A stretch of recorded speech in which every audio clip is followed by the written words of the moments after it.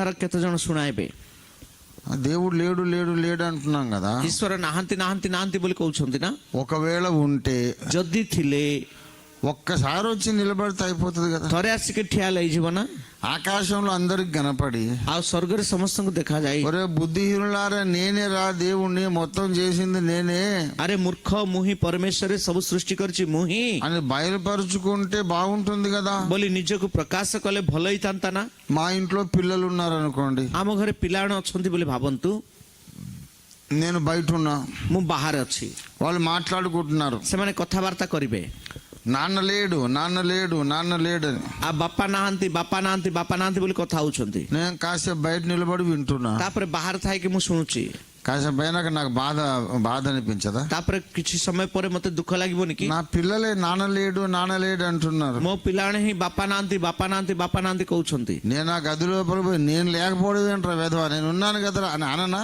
ସେଇ କୋଠରୀ ଭିତରକୁ ଯାଇକି କଣରେ ମୁଁ ନାହିଁ କିରେ ମୂର୍ଖ ମାନେ, ମୁଁ ବାପା ନୁହେଁ କିରେ ବୋଲି କହିବିନି କି?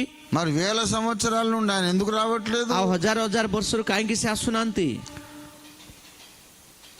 హిందువులు దేవుడు ఉన్నాడు అంటారు, ଆଉ ହିନ୍ଦୁ ମାନେ କହନ୍ତି ପରମେଶ୍ୱର ଅଛନ୍ତି ବୋଲି, ముస్లింలు దేవుడు ఉన్నాడు ମୁସଲିମ అంటారు, ମାନେ ମଧ୍ୟ କହନ୍ତି ପରମେଶ୍ୱର ଅଛନ୍ତି ବୋଲି, క్రైస్తవులు దేవుడు ఉన్నాడు అంటారు. ଖ୍ରୀଷ୍ଟିଆନ ମାନେ ମଧ୍ୟ କହନ୍ତି పరమేశ్వର ଅଛନ୍ତି ବୋଲି, అలా ఒకళ్ళకొకళ్ళకు పడదు. ଆଉ ଜଣକୁ ଜଣକୁ ପଡିବ ନାହିଁ. దేవుని పేరు మీద హత్యలు, ଈଶ୍ୱରଙ୍କ ନାମରେ ହତ୍ୟା କରିବା, దేవుని పేరు మీద ద్వేషించుకోవడాలు, ଈଶ୍ୱରଙ୍କ ନାମରେ ଘୃଣା କରିବା, దేవుని పేరు మీద మానభంగాలు, ଆଉ ପରମେଶ୍ୱରଙ୍କ ନାମରେ ଦୁଷ୍କର୍ମ କରିବା. సమాజం అంతా గలిబిలిగా ఉంది, ସମାଜ ପୁରା ବିଚଳିତ ବା ପରିସ୍ଥିତିରେ ଅଛି, గందరగోళంగా ఉంది. ଆଉ ଉଦ୍ବିଗ୍ନ ବା ବିଚଳିତ ପରିସ୍ଥିତିରେ ଅଛି. దీనికి పరిష్కారం ఏంటి? ୟାର ସମାଧାନ କଣ?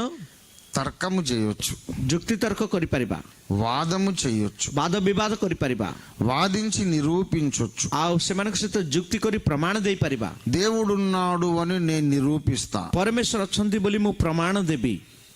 కొన్ని వాదములు, କେତୋଟି ବାଦ ବିବାଦ, దేవుడు యేసేనని కూడా నిరూపిస్తాను. ଆଉ ପରମେଶ୍ୱର ଅଛନ୍ତି ସେ ଯୀଶୁ ହିଁ ବୋଲି ମଧ୍ୟ ମୁଁ ପ୍ରମାଣ ଦେବି. కానీ వాదిస్తే మరి అవతలోడు ఒప్పుకుంటాడా? ଆଉ ଯୁକ୍ତି କଲେ ସେପଟର ଲୋକମାନେ କଣ ରାଜି ହେବେ କି? ఉదాహరణకు, ଉଦାହରଣ ସ୍ୱରୂପ, దేవుడు ఉన్నాడు బాబు, ପରମେଶ୍ୱର ଅଛନ୍ତି ରେ ବାବୁ, దేవుడు లేకపోతే ఈ సృష్టి జాలము జీవజాలం ఎట్లా వచ్చింది? ଆଉ ପରମେଶ୍ୱର ନଥିଲେ ఈ సృష్టిର ଆଉ ସେଇ ପ୍ରକାର ଜୀବଜନ୍ତୁ କେମିତି ଆସିଲେ? దేవుడు ఉన్నాడు కనుకనే ఇవన్నీ వచ్చినాయి. ପରମେଶ୍ୱର ଅଛନ୍ତି ବୋଲି ଏଇ ସବୁ ଆସିଲା. కుమ్మరోడు ఉన్నాడు కనుకనే కుండ తయారైంది. କୁମ୍ଭାର ଥିବାରୁ ହାଣ୍ଡି ଗୁଡ଼ିକ ଆସିଲା.